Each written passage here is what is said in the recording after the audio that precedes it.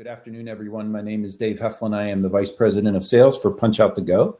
We are a B2B e-commerce punch-out solution provider and data integration solution for sellers and buyers that want to exchange data electronically as part of the e-commerce / e-procurement landscape. And I look forward to speaking to you today about being able to meet your B2B buyers demand for e-procurement integration and automation. So I think beginning with sort of a review or an overview of the B2B e-procurement market makes sense. I've been in and out of the sessions today. And I know Brian Beck has been in and out as well. And I thought he captured things very good in his book.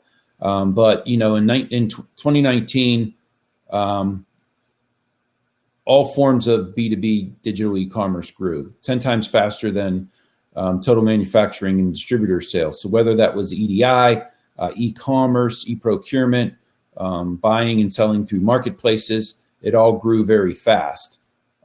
This past year, and with the dynamic that COVID-19 brought us, with having to be able to execute e-commerce remotely and so forth, that has only accelerated this journey and actually altered it probably forever. So there is a new normal out there.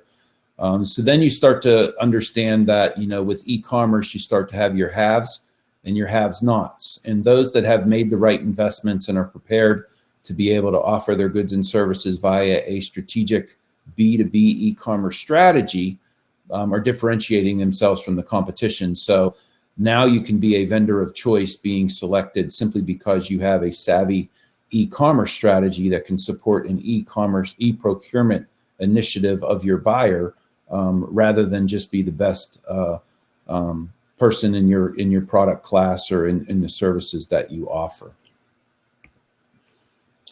You're going to hear me mention many metrics in the upcoming slides. Gartner, which is a recognized third-party analyst vendor, obviously, you know, they indicate that 80% of B2B sales interactions between suppliers and buyers will go digital by 2025. So we've been seeing this trend happen over the last few years, and the message that we're seeing across all analysts in the market is it's going to not only continue, but accelerate. So it's very important that sellers figure out a B2B e-commerce strategy, number one, in order to take advantage of this swell of opportunity that is in front of you, but simply to keep pace with your competition, because it's an expected competency that your buyers are going to demand as we move forward.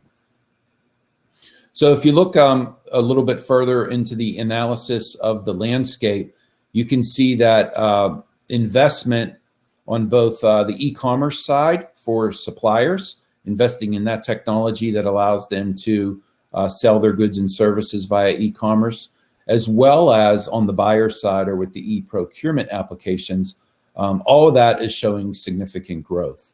So on the seller side with e-commerce sites and the investment in those, you know, businesses are investing obviously greatly and more in that today than they did in the past for B2B. And obviously with COVID and some of the new normals that are out there, it's increasing even greater. So the numbers in 2021 will probably spike over what the trend of growth that we're seeing here. But it is a significant double-digit growth. And in procurement, that's growing even faster. So as you react to your customers' savvy demands, understand that they're only going to keep coming, and they're going to be coming in greater quantities than they did before. I mentioned Gartner and their analysis a little bit earlier. It's kind of validated with what Forrester is selling us, as well as Frost & Sullivan. So companies have already been investing in e-procurement applications to digitize their journey when they're buying goods and services and to control spend. And the metrics even suggest that they're going to continue to do this. So if they didn't do it in the past in the source to pay space under spend management, they're going to do so in the future. So where many companies are already using e-procurement software, the rest of them seem to be planning to in the near future. Some of the things that our buyers are looking to expect is that they want to see very customized product selection and pricing displays in savvy e-commerce sites. They also want to be able to shop in marketplaces where they can access goods from multiple suppliers in one site and on one user experience. So the ability to participate in marketplaces and provide that type of content is something that's becoming more and more expected and desired by your buyer community. They're also looking for that ability to look back on their purchases and understand the history of what they spent, what they normally buy, and be able to recall that very quickly in order to make a sale. So your e-commerce sites need to be able to provide that type of functionality and feature. And then finally, they want to be able to integrate their procurement application with their back-end financials so that there can be a reconciliation in real time.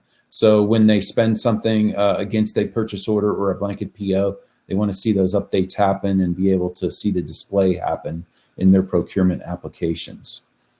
But the move from going from a paper-based process to a digital process is accelerating dramatically. It has been happening the last few years, so I don't think this is news to anyone.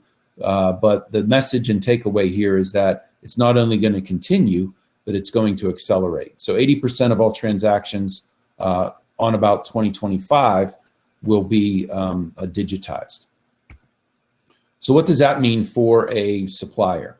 So the journey that we see that suppliers take in developing a B2B e-commerce strategy or competency is exactly that. It's a journey that begins with you reacting normally to a customer mandate that says you have to be able to sell us our goods and services across the internet in order for us to continue to do business with you, or it's part of an RFP as something that needs to happen, whether that's with electronic purchase order exchange or e-invoicing or accessing catalogs via your e-commerce site, which is Punchout.